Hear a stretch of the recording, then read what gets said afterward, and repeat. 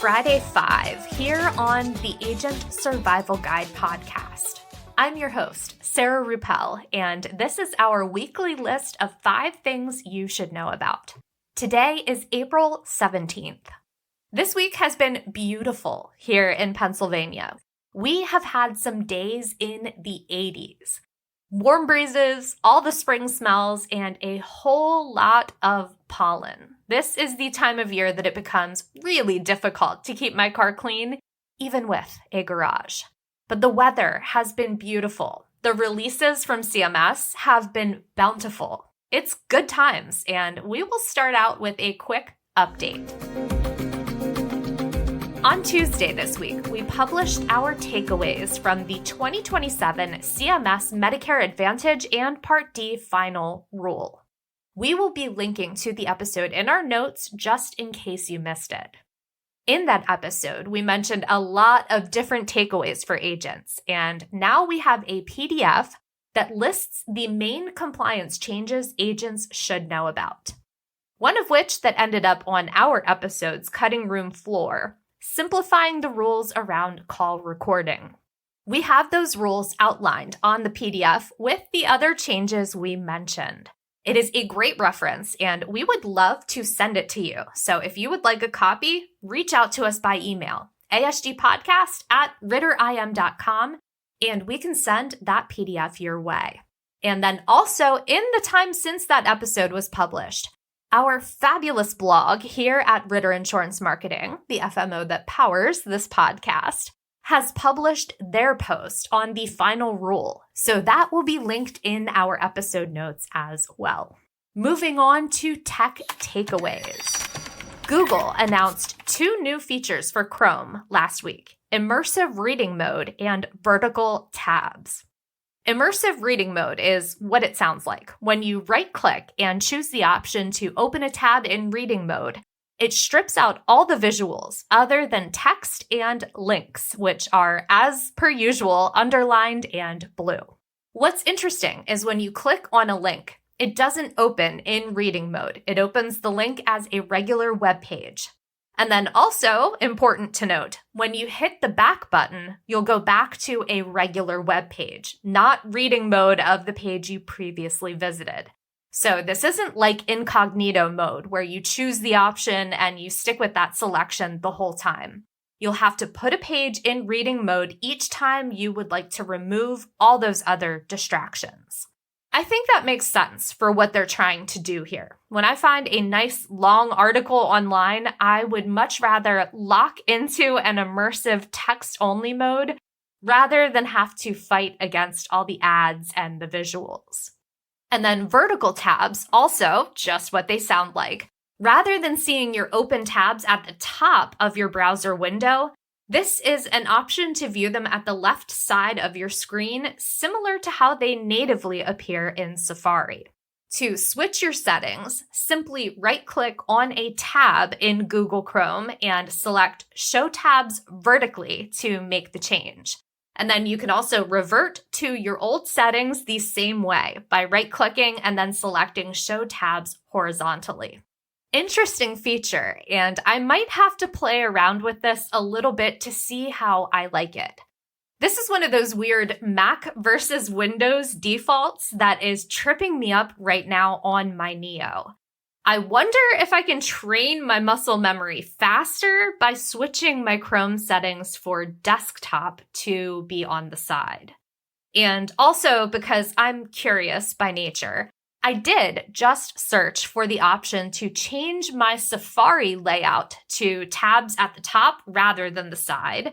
Until now, to be honest, this was never a setting I thought about changing. I've only noted that it's a little disorienting. But now I know, and it's really just a matter of choice as to which you prefer.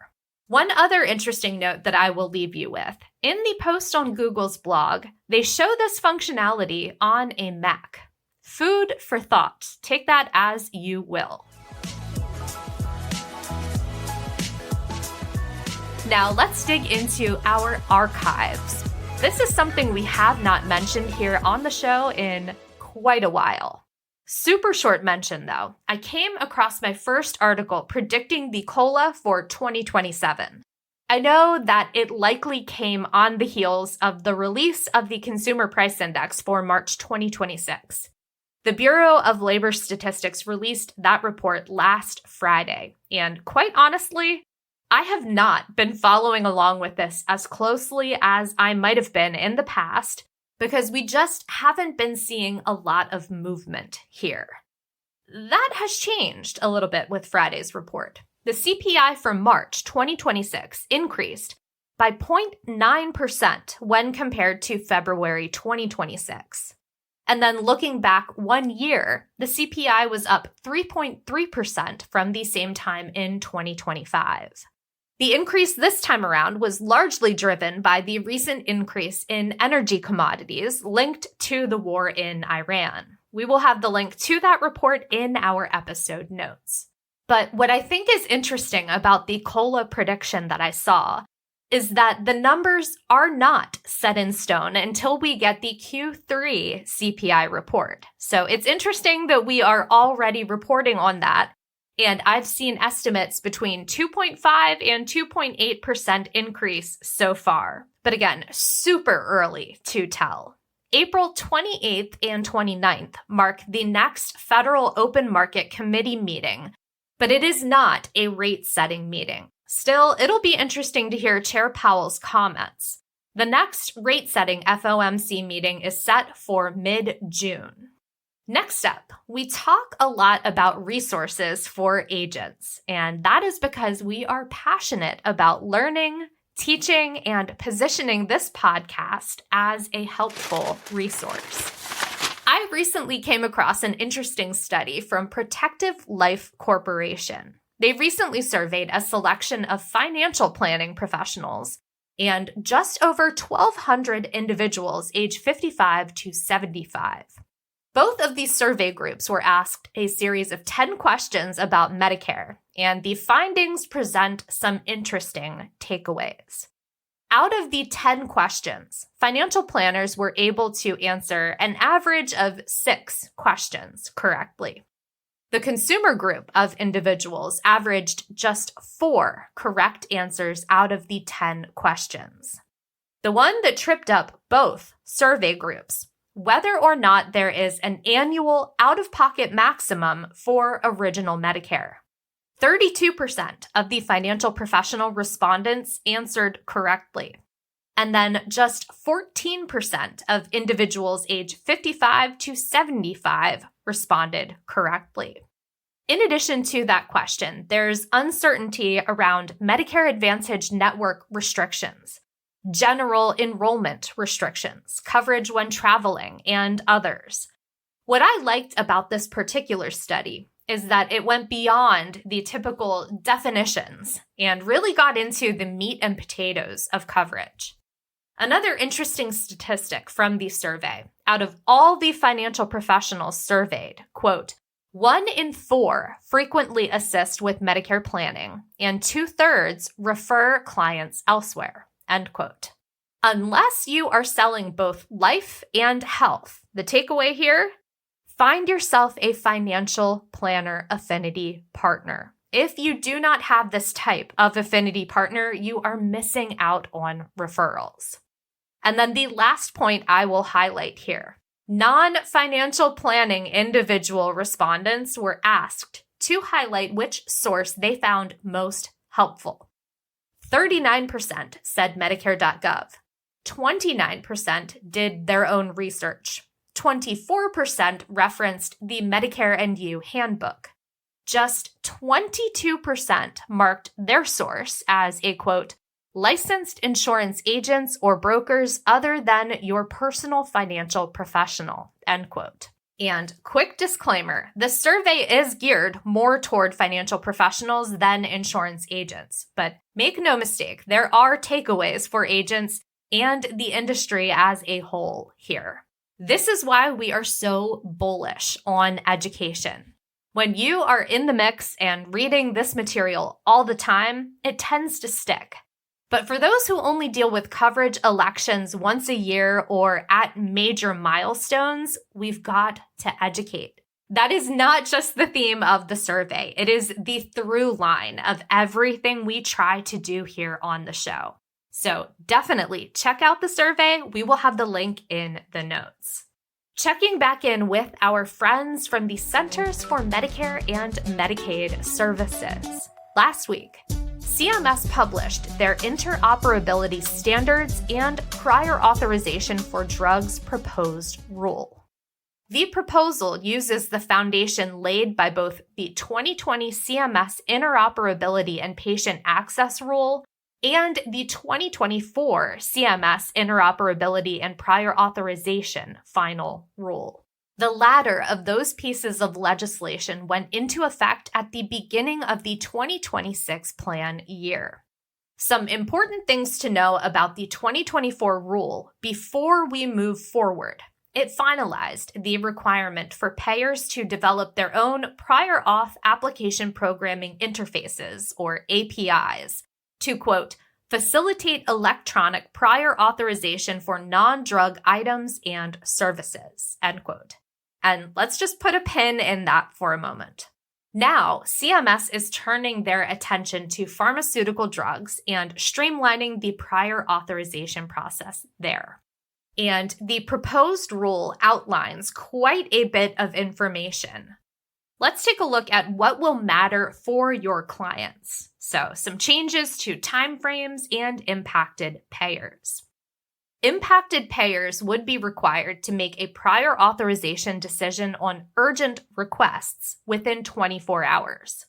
Standard determinations would be required within 72 hours. Impacted payers currently include CHIP managed care entities, Medicaid managed care plans, Medicare Advantage organizations, qualified health plans on the federally facilitated exchanges, and state Medicaid and CHIP fee-for-service programs. The proposed rule calls for small group QHPs on the FF Shop Options program to also be considered as an impacted payer moving forward because of, quote, interoperability requirements of the previous rules and these proposals, end quote. Now, let's get back to our PIN, the API requirement. That is something that will not only help bring the prior auth workflow into the electronic era, it will also allow for another piece of this proposed legislation, usage metrics. And in the 2024 rule that we mentioned earlier, CMS required payers to publicly report on their prior authorization decisions. They also propose to require payers to report on their pharmaceutical drug prior authorization decisions. That means metrics like how many decisions were approved, how many were denied, the outcomes of appealed decisions, and the timing of those decisions. Now, to keep all of this interesting, depending on the payer, the deadline for those reports varies. But the idea is that this would be another metric an individual could use to measure the worth of a plan. In the official press release, CMS admin Dr. Oz took another swing at the fax machine, which, yes, I do get a kick out of this. But he does have a little bit of a point when it comes to tech adoption in certain areas of healthcare. Quote, patients should not have to wait days or weeks for approval to start the medication their doctor prescribed. This proposal moves prior authorization into the digital age, replacing fax machines and fragmented systems with real-time electronic workflows.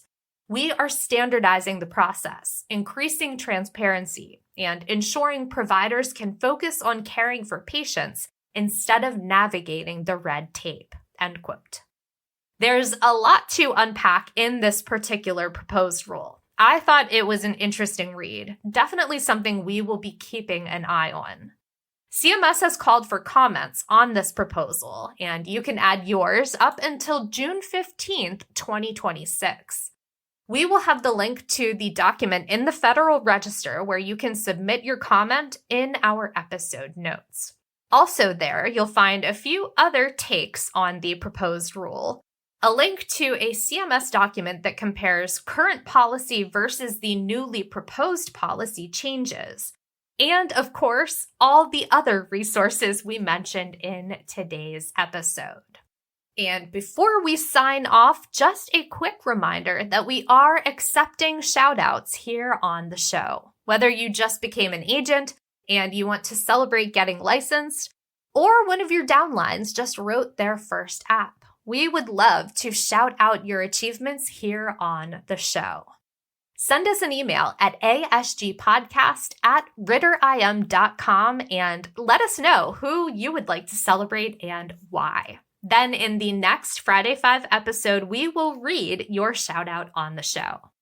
Thanks so much for listening. I hope you have a great weekend. Stay healthy and stay safe out there, and we will see you next week. The Agent Survival Guide podcast is a production of Ritter Insurance Marketing, an integrity company. This episode was written and produced by me, Sarah Ruppel. Script editing and fact check by Emily Ryan. Podcast design by Urban Rivera. Like what you hear? Follow along with our show wherever you get your podcasts.